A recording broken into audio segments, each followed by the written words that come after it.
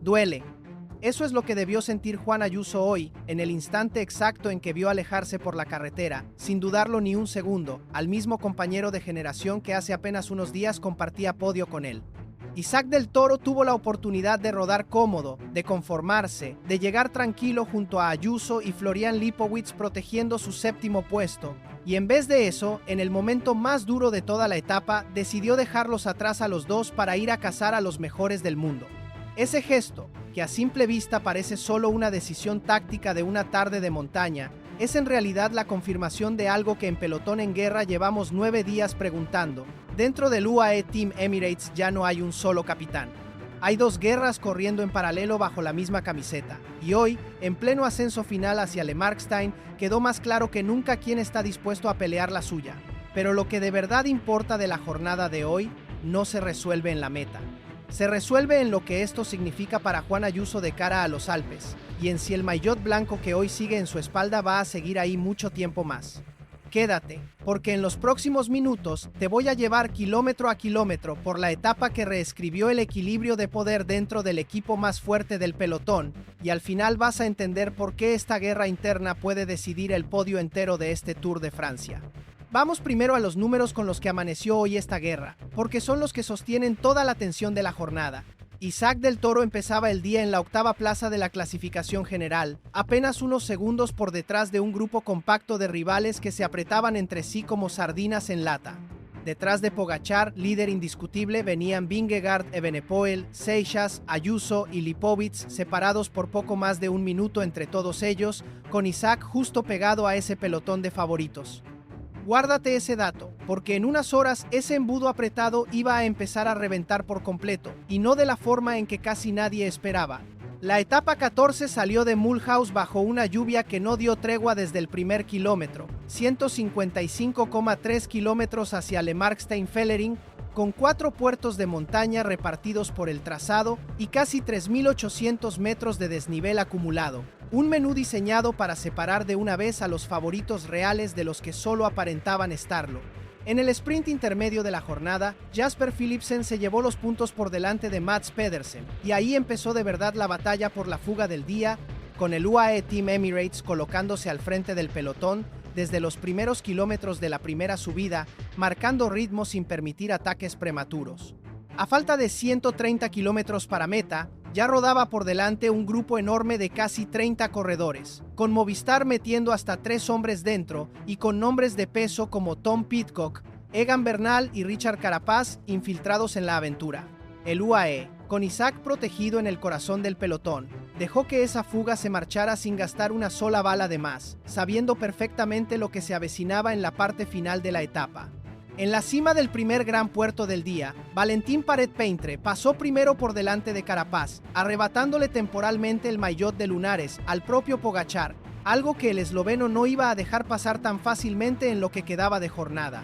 En el largo tramo intermedio, Movistar volvió a dar la cara, con Pablo Castrillo vaciándose entero para que Ainer Rubio pudiera enlazar con los fugados, justo cuando Thymen Arensman sufría un pinchazo que le costó carísimo. Es ya la enésima jornada en la que el equipo español se deja la piel en la fuga sin premio final, una insistencia que empieza a merecer más que un simple aplauso de pasada.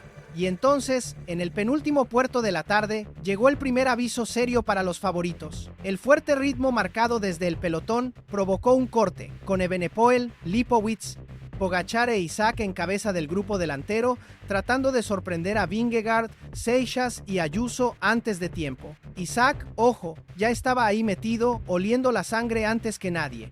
Si te apasiona esta guerra tanto como a nosotros, en unos minutos te voy a mostrar el instante exacto en que todo ese equilibrio se rompió en pedazos, y no te lo quieres perder narrado a medias. Así que este es un buen momento para darle like y suscribirte antes de que la etapa entre en su tramo decisivo. A falta de 20 kilómetros para meta, con la fuga ya prácticamente neutralizada, fue el propio grupo de favoritos, con Isaac metiendo ritmo en cabeza junto al resto del UAE, el que empezó a asfixiar a los equipos rivales antes incluso de que Pogačar moviera un dedo. Cada vez que Isaac se colocaba delante y aceleraba el paso, obligaba a Vingegaard, a Evenepoel o a Ayuso a gastar un gregario para no perder la rueda. Y un equipo que gasta hombres kilómetros antes del golpe final, cuando llega el golpe de verdad, ya no tiene con qué responder.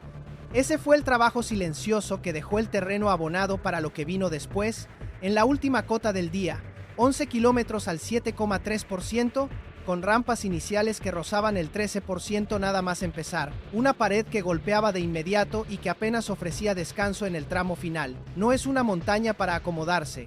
Y ahí, en pleno ascenso, con el aire ya escaso y las piernas de todo el pelotón empezando a arder, a Isaac se le enredó la cadena. Fue apenas un instante, pero de los que en una gran vuelta pueden costarte toda una jornada si te pillan en el momento equivocado. Con Pogačar a punto de decidir el día, y sin ningún compañero cerca para esperarle, Isaac tuvo que resolver solo, con las manos frías por la lluvia y el corazón a mil, un problema que en otro corredor podría haber significado quedarse fuera de la pelea de golpe.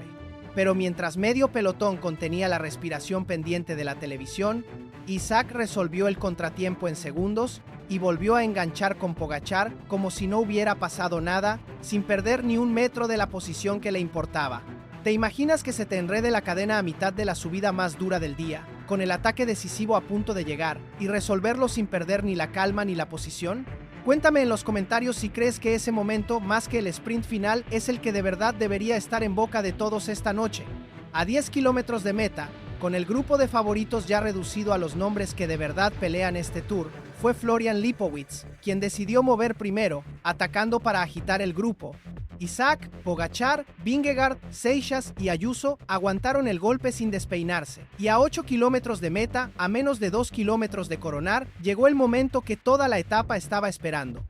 Un latigazo seco de Pogačar, sin previo aviso, que rompió el grupo en 1000 pedazos. Evenepoel fue el primero en quedarse atrás.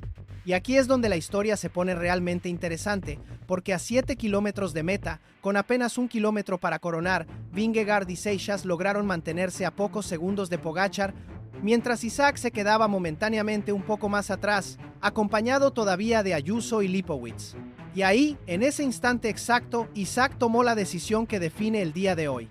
En vez de conformarse con rodar junto a sus dos compañeros de equipo y clasificación, decidió dejarlos atrás a los dos y lanzarse en solitario a perseguir a los hombres que iban delante. Siempre Isaac calculando. Siempre Isaac decidiendo en caliente cuando el resto del pelotón todavía procesa lo que acaba de pasar. Siempre Isaac eligiendo su propia guerra por encima de la comodidad. A 6 kilómetros de meta, en la propia coronación del Alto, Isaac rodaba ya completamente solo en tierra de nadie, mientras Ayuso y Lipowitz, los hombres que había dejado atrás por voluntad propia, aparecían ahora junto a Evenepoel, incapaces de reaccionar a la altura de los de delante. Ese es el momento exacto en que Isaac decidió que su sitio no estaba con Ayuso, su sitio estaba con los mejores del mundo. A 3 kilómetros de meta, tras encarar el tramo final hacia Le Markstein, Isaac ya había cazado a Vingegaard y a Seixas, los tres juntos rodando por detrás de un Pogačar que volaba en solitario hacia su cuarta victoria de etapa en este Tour de Francia.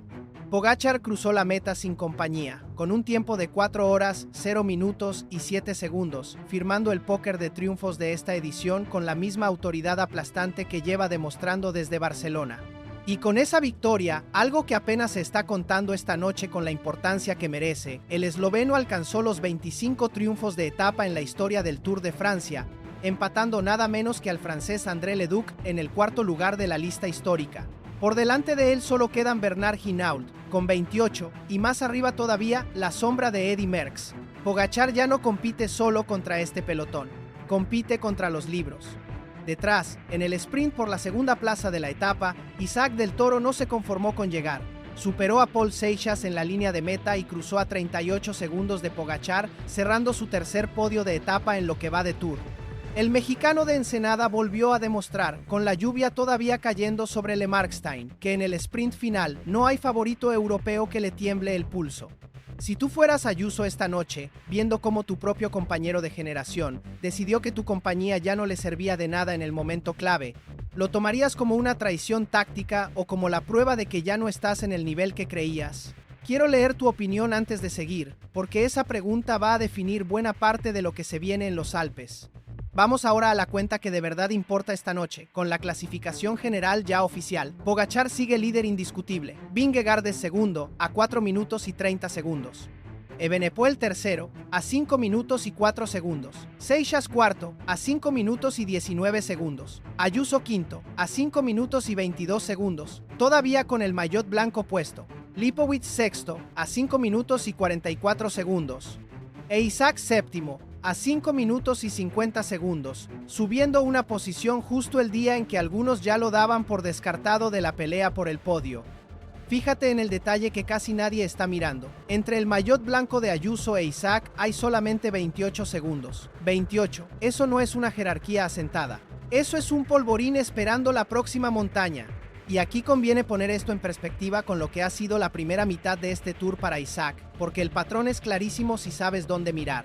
El bajón de verdad llegó hace 4 días en Leliorán, cuando perdió posiciones de golpe por el desgaste de repartir su energía entre proteger a Pogačar y defender su propia general. Desde entonces, Isaac ha ido cerrando esa herida etapa a etapa sin necesitar un solo golpe de suerte. Aguantó intacto el récord de velocidad de Nevers, sobrevivió sin sobresaltos a jornadas de caos y caídas masivas, y hoy, en la primera etapa de auténtica montaña desde aquel tropiezo, no solo aguantó el ritmo de los mejores del mundo, sino que les ganó el sprint a 2 de ellos en la misma línea de meta.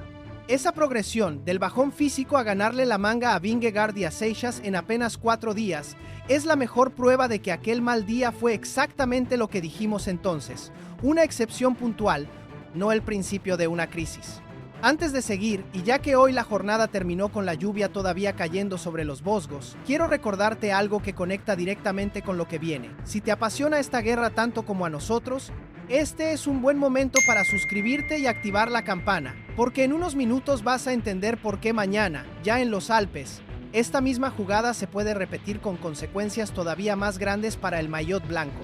Y ahora, agárrate, porque aquí viene la parte que ningún otro canal está contando con este nivel de detalle. Según ha revelado la prensa francesa, Pogačar e Isaac ya habían pisado las rampas de esta última subida meses antes, en mayo, cuando nadie del pelotón sabía todavía que ese tramo iba a decidir una etapa entera del Tour de Francia. Mientras el resto de favoritos llegaban hoy ciegos a un puerto inédito para ellos, el UAE ya sabía exactamente dónde apretaba cada rampa y en qué metro exacto convenía guardar la última bala. El propio Pogačar, preguntado por aquella visita, se deshizo en elogios hacia la zona, y Paul Seixas hizo lo mismo días después, aunque cuando le preguntaron qué había visto exactamente, respondió con una frase que dice más de lo que parece. Existe la teoría, según varios analistas franceses, de que esa respuesta esquiva escondía más información de la que Seixas estaba dispuesto a admitir en público. El propio director de carrera del Tour había bautizado esta subida como el juez de paz de la etapa, y hoy ese juez de paz encontró exactamente al hombre que ya conocía el veredicto de antemano. Ahora sí vamos a lo que de verdad importa para Ayuso, porque esa es la promesa que te hice al principio de este video. Hoy el español se quedó sin el respaldo directo de su equipo justo en el momento en que la etapa se decidía, obligado a rodar junto a Evenepoel y Lipowitz en vez de con los mejores, y hay que decirlo sin rodeos. El maillot blanco que hoy sigue en su espalda empieza a pesar de una manera distinta. Si mañana en los Alpes se repite ese mismo patrón, con Isaac decidiendo de nuevo que su sitio está con los mejores y no con sus propios compañeros de generación, la distancia que hoy separa a Isaac de ese maillot blanco puede evaporarse en una sola rampa, y el propio Ayuso, más que nadie, lo sabe. Hay algo más que conviene contar, porque cierra el círculo de esta guerra interna del UAE. Con la lupa puesta en la decisión que tomó Isaac en el momento crítico, dejar atrás a Ayuso y a Lipowitz para ir a buscar a Vingegaard y a Seixas no fue un golpe de suerte, fue una lectura perfecta de la carrera. Entendió que rodar con hombres que iban a perder tiempo no les servía de nada y que su sitio esa tarde estaba con los que de verdad pelean el podio de este Tour de Francia.